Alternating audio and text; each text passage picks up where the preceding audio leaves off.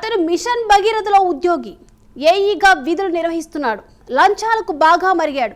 కాంట్రాక్టర్లు చేసే పనులకు సంబంధించిన ఫైళ్లను నెలల తరబడి తన వద్దే పెట్టుకుంటూ లంచాల కోసం వారిని వేధిస్తున్నాడు.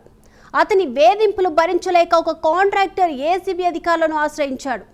2 జిల్లాలకు చెందిన ఏసీబీ అధికారులు స్కెచ్ వేసి ఆ అవినీతి చేప లంచం తీసుకుంటుండగా రెడ్ హ్యాండెడ్గా పట్టుకోవడానికి దాడులు నిర్వహించారు.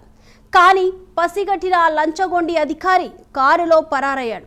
అతన్ని ఏసీబీ అధికారులు కూడా కారులో చేస్ చేశారు. అచ్చం సినిమాటిక్ జరిగిన ఈ ఘటన చివరికి ఎలాంటి మలుపు తిరిగింది? ఆ అవినీతి చాపను ఏసీబీ అధికారులు చేసి పట్టుకున్నారు. తెలుసుకోవాలంటే వాచ్ ది స్టోరీ.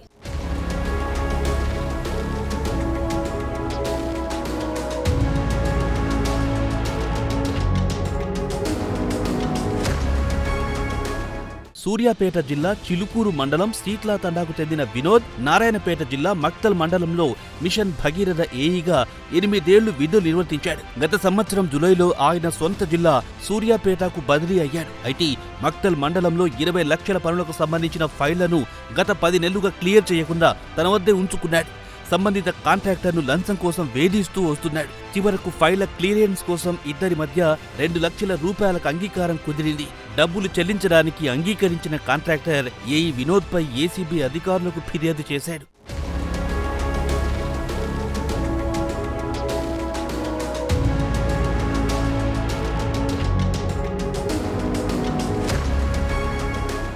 మొదటి విడతగా 1,00,000 రూపాయలను ఇస్తానని చెప్పి కోదాడలోని ఓ హోటల్కొచ్చాడు కాంట్రాక్టర్. తన సోదరుడి కుమారుడు మూర్తితో కలిసి కార్లో హోటల్ వద్దకొచ్చాడు ఏఈ వినోద్. కాంట్రాక్టర్ను కార్లో ఎక్కించుకుని 1,00,000 తీసుకుని లెక్క పెట్టాలని మూర్తికిచ్చాడు. అప్పటికే మాటు వేసిన ఏసీబీ అధికారులు వారిని మరో వాహనంలో వెంబడించారు. ఇది గమనించిన ఏఈ వినోద్ కాంట్రాక్టర్ను మధ్యలో దించేసి కోదాడ పట్టణంలోకి వెళ్లాడు. తర్వాత డబ్బులను మూర్తికిచ్చి కార్లో నుంచి దింపి పంపించేశాడు. ఏసీబీ అధికారులకు మస్కా కొట్టి వారికి చిక్కకుండా ఖమ్మం క్రాస్ రోడ్ మీదుగా గుడిబండ చేరుకున్నాడు ఏఈ వినోద్. అక్కడి నుండి మట్టి రోడ్డు మీదుగా సీట్లా తండా సమీపంలోకి వెళ్లాడు.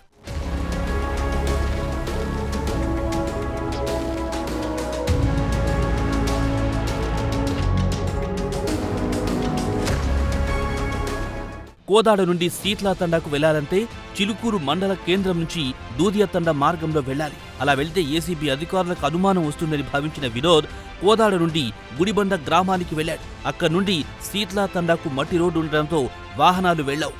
ఏసీబీ అధికారులు ఈ దారిలో అయితే తనను వెంబడించలేరని భావించాడు. తాను కూడా గ్రామానికి దగ్గరలో ఉండొచ్చనే ఉద్దేశంతో మట్టి రోడ్డులో వినోద్ వేచి ఉన్న సమయంలో అతన్ని వెంబడిస్తూ వెళ్లిన ఏసీబీ అధికారులు చాకచక్యంగా పట్టుకున్నారు.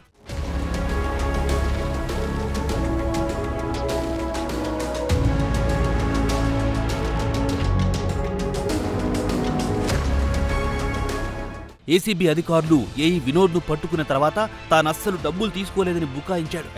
అయితే అతను ఎడమ చేత్తో డబ్బులు తీసుకుని లెక్క పెట్టాల్సిందిగా మూర్తికిచ్చాడు.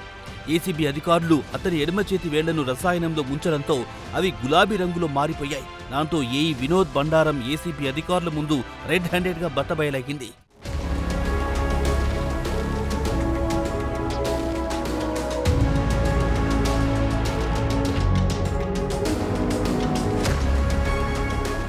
సీట్లా తండాకు వెళ్లిన ఏఈ సోదరుడి ఇంట్లో సోదాలు జరిపిన ఏసీబీ అధికారులు అతని ఆస్తుల వివరాలు సేకరించారు.